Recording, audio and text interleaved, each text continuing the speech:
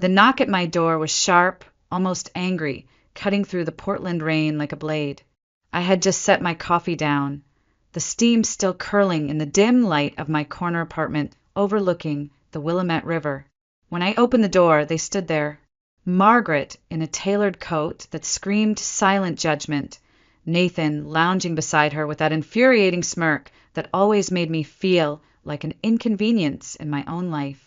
"Madeline," my mother said, stepping in without waiting for an invitation, her perfume sharp and invasive. "We need to talk." Nathan brushed past me too, his boots dripping muddy water onto my hardwood floor. I stood frozen for a second, the cold air from the hallway swirling around my ankles, carrying the familiar chill of obligation and guilt. They acted like they owned the place, like every piece of furniture, every square foot of space was theirs to assess and claim. Margaret's gaze flickered over my apartment with thinly veiled disdain, as if calculating what could be sold off if necessary. Nathan, meanwhile, perched himself on my kitchen counter, picking at an apple from the fruit bowl like a lazy king surveying his domain. I crossed my arms, bracing myself. "What do you want?" I asked, my voice sharper than I intended. Margaret smiled, a tight, brittle thing. "It's simple, darling. Nathan has a new business opportunity. Very promising. He just needs a little startup capital. You're doing well now." Her eyes gleamed with something that wasn't pride. It was hunger. I felt it in the air. Thick and oily, the same old expectation. Give. Sacrifice. Bleed. Nathan chuckled, tossing the apple from hand to hand. "Come on, Mads," he said casually, "it's not a big deal. Just a little help for family. You know, like always." I stared at them, the room closing in, the windows fogging up from the sudden surge of heat in my chest. Memories crashed into me. Birthdays where I handed over my gift money so Nathan could attend soccer camp, late nights working 2 jobs while he wrecked his car and needed another, skipped proms, missed chances, dreams postponed indefinitely because Nathan always came first. I shook my head slowly, feeling the weight of 32 years settling on my shoulders. "No," I said, quietly but firmly. Margaret blinked, genuinely surprised, as if the idea of me refusing had never once entered her calculations. Her lips tightened into a hard, bloodless line. "Don't be selfish, Madeline. This is what family does." I laughed, a hollow sound in the still air. "When have you ever done anything for me?" I asked, my voice cracking like thin ice. Margaret's face flushed, but she recovered quickly, her voice dropping into that patronizing tone I knew too well. "We raised you. We gave you everything." I took a step closer, feeling something inside me burn brighter than fear for the first time in years. "You raised me to survive you," I said, each word falling heavy between us, and I did. "Without you." Nathan scoffed from the counter, tossing the half-eaten apple into the sink. "Jesus, Mads, you think you're better than us now?" I didn't flinch. I didn't blink. "No," I said, my voice soft but steady. "I've always known I was." The silence that followed was colder than the rain. Margaret's eyes glittered with rage. "Blood is blood," she hissed. "Without us, you'd be nothing."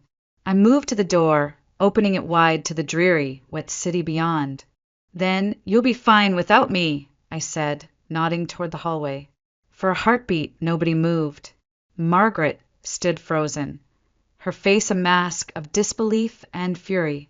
Nathan muttered something under his breath, but followed her out, shoulders hunched against the drizzle. The door clicked shut behind them with a finality that echoed in my chest. I leaned against the door, breathing hard, the smell of rain and anger thick around me. It was over, I thought, wiping my hands on my jeans. Finally, after all these years, it was over. I couldn't have been more wrong. Monday came with a gray sky heavy enough to crush the city. I was reviewing contracts at the office when the receptionist, pale and hesitant, approached my desk. In her trembling hands was an envelope, thick and official-looking. "I'm sorry, Madeline," she whispered, eyes darting away. "You need to sign for it." A man in a dark suit waited behind her, smiling in a way that made my skin crawl. I scrawled my name mechanically, my fingers stiff and cold. He tipped an imaginary hat and left, leaving the scent of smug satisfaction in his wake.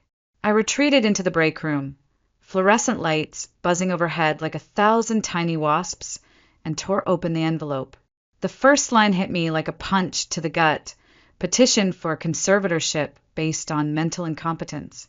I sat down hard, the plastic chair screeching against the tile, the document trembling in my hands. I wasn't just being pushed aside.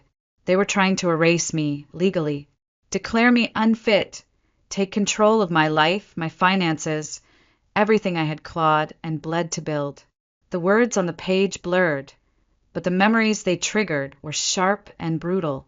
Childhood flashes, Nathan setting the kitchen curtains on fire and being praised for his creativity while I was grounded for forgetting a homework assignment. Margaret telling neighbors how brilliant Nathan was, while pretending I barely existed. Birthday parties where he blew out the candles on my cake.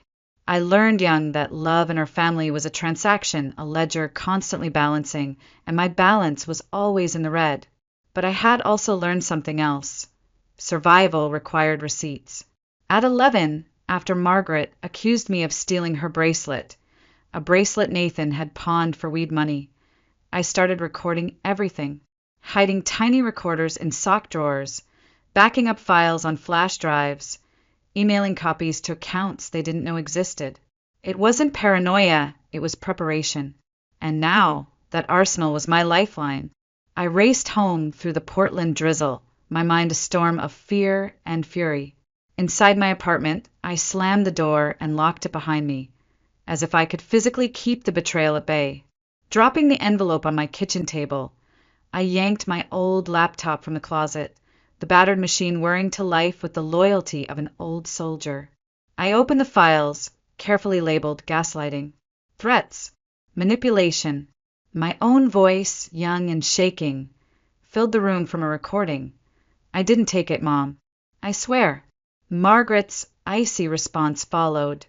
Don't embarrass us, Madeline. Just admit it. Help Nathan. His laughter echoed faintly in the background. I wasn't crazy. I wasn't unstable. I had just been raised by people who needed me to believe I was. My hands stopped trembling. I stared out the window at the city blinking through the rain, at the future I had built with no thanks to them, and I knew. They had come for me with lies, but they had taught me how to fight. I wouldn't let them win. Not this time. I picked up my phone, heart hammering against my ribs. There was only one person I could trust with this. Someone who had seen the cracks long before I ever dared admit they were there. Eli answered on the second ring, his voice sharp and steady. Madeline, what's wrong? I exhaled shakily, the words burning as they tumbled out. They're trying to put me under conservatorship. They're saying I'm unfit. Silence crackled across the line. Then Eli swore softly under his breath. Send me everything, he said, his voice like steel. Every file, every recording. We're going to bury them. For the first time that day, I smiled.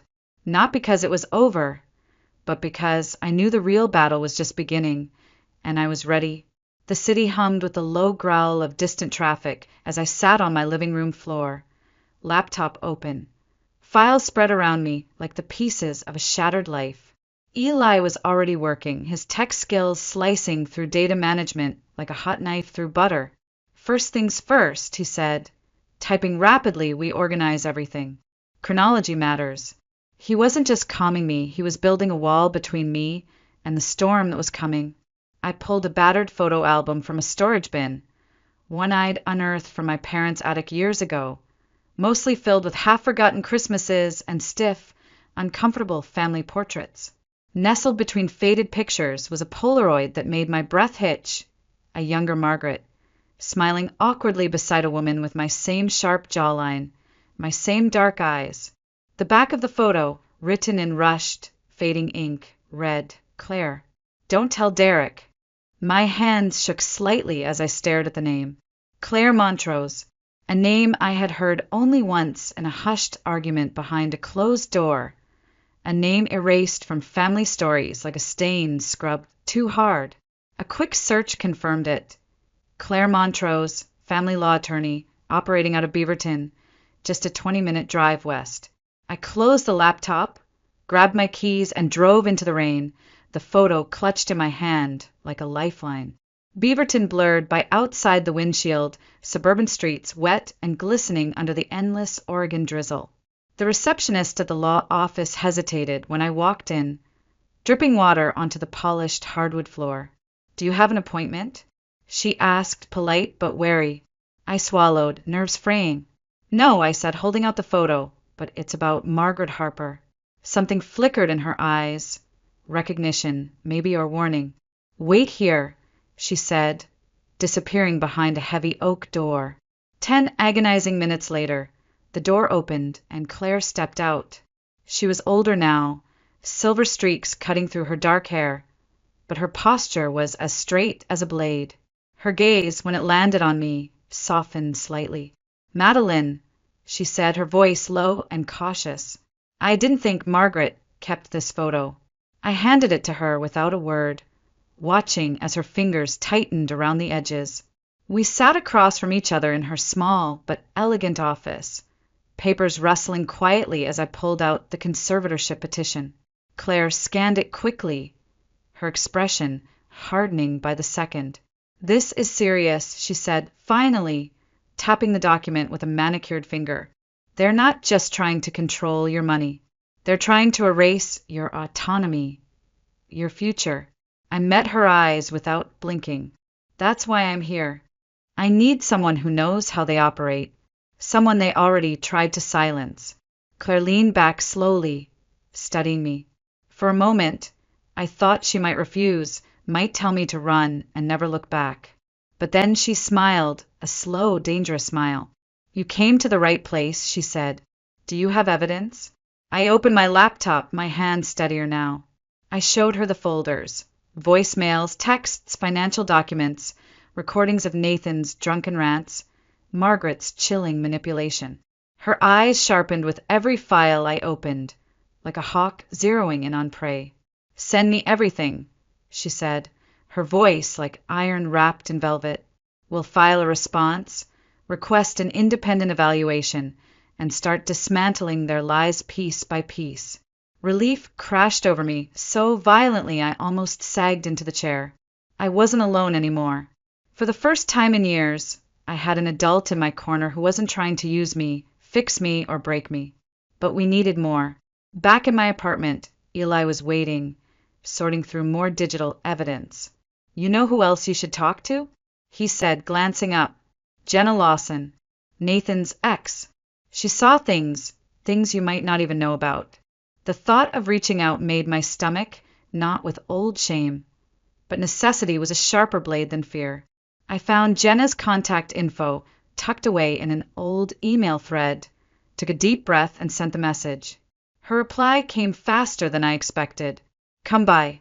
I have something you'll want to hear." The next morning, I stood outside her small apartment complex, the rain still clinging to the sidewalks like regret. Jenna opened the door, arms crossed, expression wary. She looked different, harder, sharper than I remembered. "Why now?" she asked without preamble. I met her gaze evenly. "Because you know what kind of person Nathan is, and I think you're tired of pretending you don't." For a moment, she just stared at me. Then she stepped aside, letting me in without another word. Jenna's apartment was small, clean, and smelled faintly of lemon disinfectant. A dog barked from a back room, its nails clicking against the hardwood floors. She tossed a hoodie over a laundry pile and sat across from me, legs bouncing nervously. "I don't know why I'm doing this," she muttered, rubbing her palms against her jeans. I leaned forward, heart pounding. "Because you know the truth, and you're tired of carrying it alone." For a long moment, Jenna just stared at me, her eyes hollow with old wounds. Then she nodded. "Thanksgiving, 2 years ago, at your parents' place." She swallowed hard. "Nathan was drunk, bragging about your promotion, saying you thought you were better than everyone. Margaret was right there, egging him on." She stood abruptly, rummaging through a drawer and pulling out a battered flash drive. I had my phone on me. Baby monitor picked it up, caught the whole thing. She held it out to me like it burned. Take it. My fingers brushed hers as I grabbed the drive, its weight heavier than its size. There's more, Jenna said, voice breaking. Margaret told me you were unstable, that if Nathan needed to, he could handle you. Legally. She said they had a plan. My stomach twisted into a knot, so tight it felt like I couldn't breathe. I closed my fist around the flash drive, feeling its sharp edges bite into my skin. Did you believe her? I asked, barely above a whisper. Jenna's face crumpled slightly. No, not really. But I didn't do anything either. I left with the flash drive clutched like a weapon, the Portland rain seeping into my jacket as I ran back to my car. Back home, Eli was sprawled on the floor, sifting through files when I burst through the door. His eyes widened at the sight of me. What did you find? He asked. I plugged the flash drive into my laptop without answering, letting the recordings fill the room. Nathan's drunken voice, Margaret's cold reassurances, the toxic symphony of a family building their case against me years before they ever filed a petition. This voicemail, Eli said, pointing to a new file. Listen. I clicked it, and Margaret's voice oozed from the speakers. You're just like your aunt, always ruining everything. I blinked, ice sliding down my spine. My aunt? Eli's eyebrows knitted together. Claire, he said slowly. She exists. They lied about her. The realization was a thunderclap. If they lied about Claire, what else had they buried? We worked late into the night, sorting files, cross-referencing dates, building a digital fortress of evidence. As I sifted through an old box of documents, a battered manila envelope slipped free and fell open at my feet. Inside, a crumbling birth certificate from 1995. My name, Derek Harper, listed as my father. But clipped to it, almost forgotten, was a notarized letter in Margaret's sharp, angry handwriting, hinting that Thomas Green, a man I had never met, might actually be my biological father. The world tilted under my feet. I sank into the couch, the paper fluttering in my lap like a dead leaf. All these years, they had tied me to Derek for one reason, to claim me as part of the Harper family trust. If I wasn't legally Derek's daughter, I wasn't entitled to anything. And worse, they had no standing to file conservatorship against me. I drove back through the night, the rain a relentless drumbeat on the windshield, heading toward the place I had sworn never to return, the Harper house in Eugene. I still had a key. Margaret never thought I'd use it against her. The house was dark when I slipped inside, the smell of lemon cleaner thick and cloying. Upstairs, the attic door groaned as I pushed it open. Dust motes danced in the weak beam of my flashlight. I remembered the attic from childhood, forbidden, dangerous, filled with boring old papers Margaret said no one should touch. I found the safe behind a stack of plastic Christmas bins, exactly where I remembered. My fingers spun the dial, heart hammering in my ears. Click. It opened. Inside, yellowed tax returns, legal documents, and another envelope labeled in shaky handwriting. For Madeline. I opened it with shaking hands. Inside, a letter. Claire's handwriting. Madeline, if you're reading this, I failed you, but you're stronger than they ever believed. You deserve the truth. Tears blurred my vision as I pulled out the rest of the contents. Photographs, notarized affidavits, hidden paternity test results. Thomas Green, my real father. Proof that Margaret had forged documents to siphon trust money through me to Nathan. The attic seemed to close in around me, the air thick with mold and betrayal. I stuffed the papers into my bag and fled down the stairs, the old floorboards groaning under my weight. I wasn't just fighting for my money anymore. I was fighting for the truth of who I was, and I wasn't going to lose. The next morning smelled like betrayal masked with lemon cleaner. I pulled into the driveway of the Harper house, my stomach twisting with a nausea that no amount of deep breathing could ease. Court-mandated mediation. Claire had insisted it was strategic. Let them talk, she had said, her voice sharp. They'll hang themselves faster than we ever could. I adjusted the folder in my hands, thick with evidence, and stepped into the lion's den. Margaret greeted me at the door with a brittle smile. Madeline, she purred, you look tired. I stepped past her without answering, every nerve in my body screaming at me to leave, but I forced myself forward. Derek sat slumped in the living room, clutching a chipped mug, refusing to meet my eyes. Nathan leaned against the fireplace, his grin lazy and cruel. The mediator, a composed woman in her 50s, opened her notebook. Let's begin. Margaret started immediately, her voice syrupy sweet. We love our daughter very much, she said, laying a trembling hand over her heart. But she's been making reckless decisions, isolating herself, spending irresponsibly. We're just trying to help. I almost laughed out loud at the sheer audacity. Like accusing us of theft, Margaret added, tilting her head, her eyes glinting with calculated innocence. I slid a printed email across the table, the edges crisp and cold.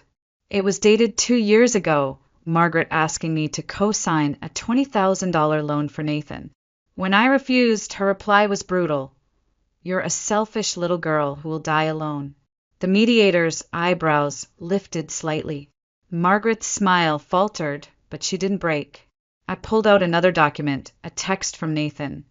Send me $5,000 or I'll ruin you. Don't test me. I laid it on top of the email like a dagger. Derek shifted uncomfortably in his chair. You're blowing this out of proportion, Derek mumbled, staring into his coffee. I turned toward him, heart pounding, hand slipping into my bag for the grenade I'd been waiting to drop. Did you know, I said slowly, that I'm not your biological daughter? The room froze. Nathan straightened up, confused. Margaret went stark white. Derek blinked, like I'd slapped him. What are you talking about? He stammered. I didn't flinch. Margaret had an affair with Thomas Green. I'm his daughter. You changed my birth certificate in 1995 to tie me to the Harper Trust. You filed for conservatorship based on a fraud. Margaret shot up from her chair, her voice shrill and cracking. This is ridiculous. She's lying. The mediator held up a hand, her face tight. Let's pause. No, I said, my voice slicing through the tension. We finish this.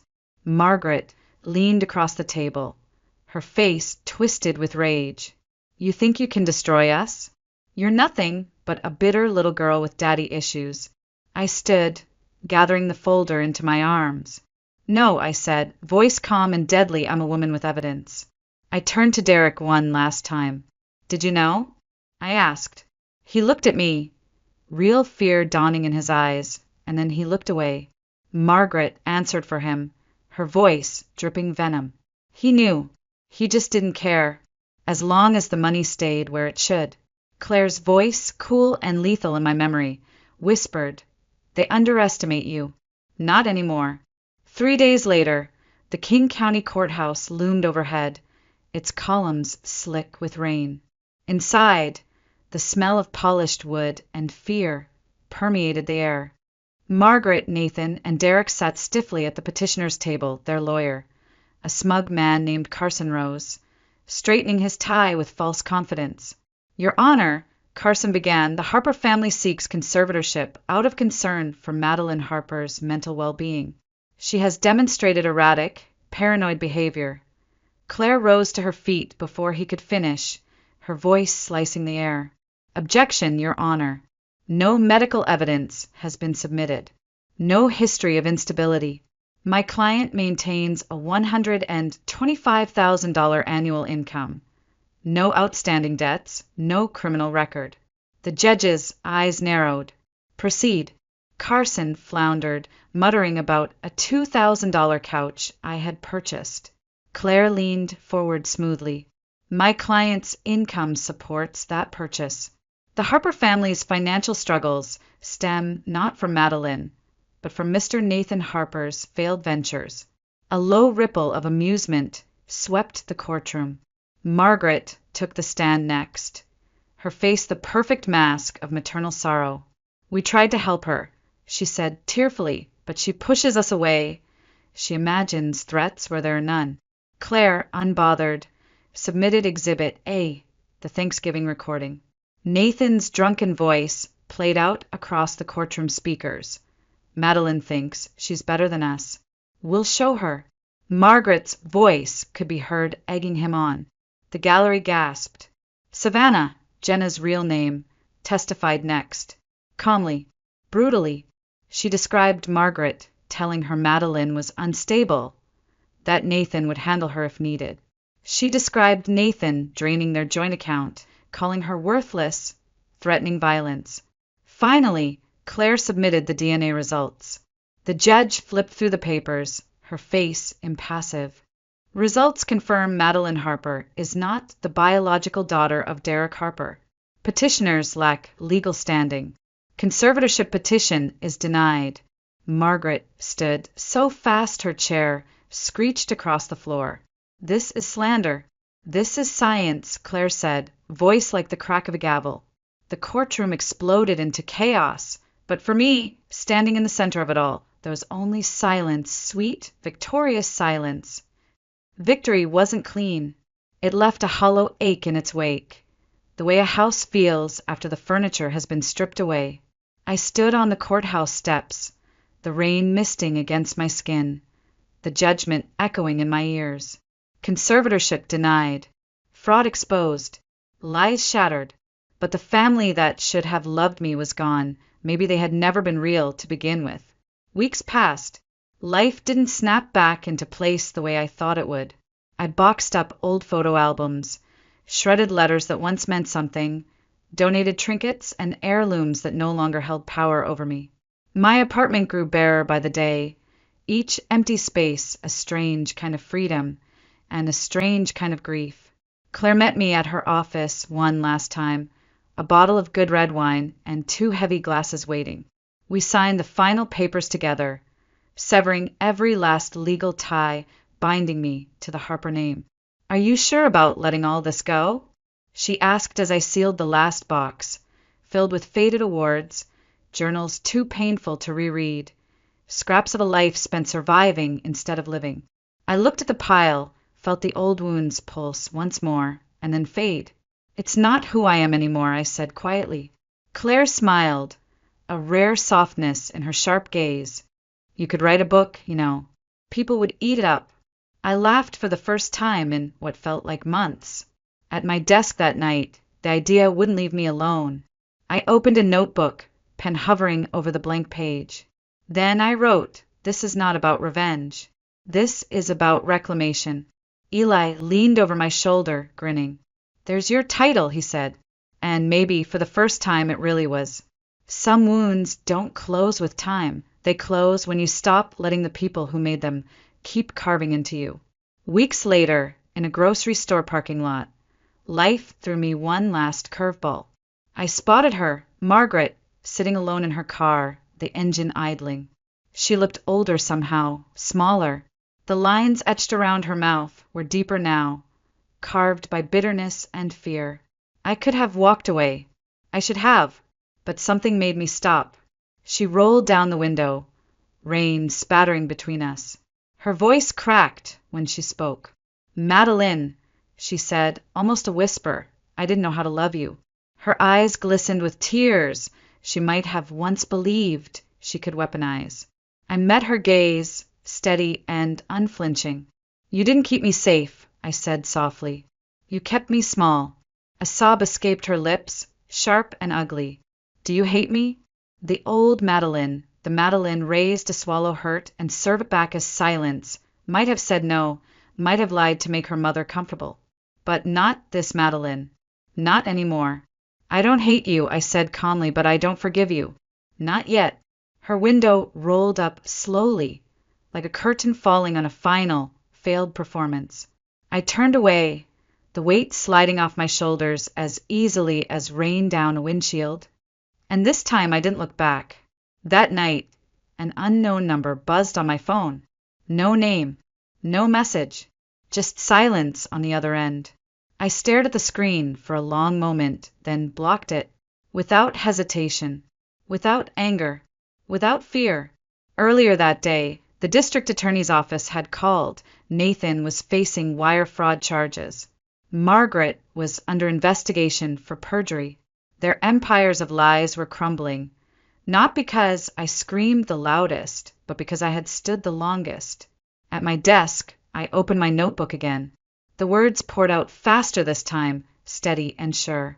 I wrote for every woman who was told she was too much, too loud, too emotional. For every child erased to make room for a brother's failures. For every survivor who was forced to carry a family's shame like a second skin. I didn't burn their empire for revenge. I burned it to reclaim the girl they tried to erase and to build a life unapologetically mine. My name is Madeline Harper, and this is only the beginning.